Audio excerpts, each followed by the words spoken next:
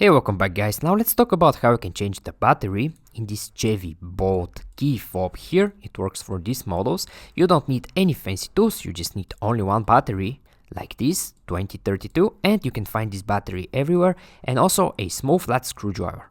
And now when you're ready, let's begin with the tutorial. The first thing you need to do is turn the key over like this to this side, and right here you see this small button. Now you need to press this button and pull this mechanical key out. Now, when you remove the mechanical key, like this, take it, and when you hold the fob like this here is the side with the buttons facing down, this here is the back piece, and right in this side, right here, you see this small hole. Now, right in this hole, take the tip of the mechanical key, insert it right in this hole, and twist it a little bit, push up, and this way you can very easily separate this fob into two pieces like this.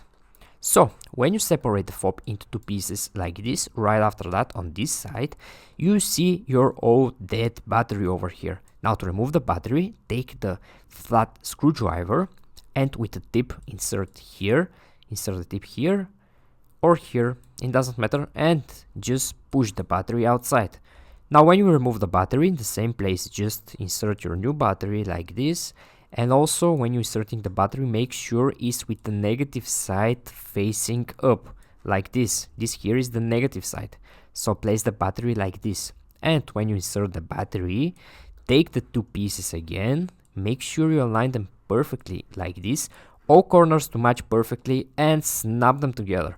Now when you snap them together, take your mechanical key again like this and put it back inside the fob just like in the beginning.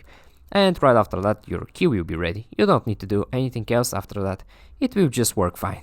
Okay guys, I hope you find this video useful and take care.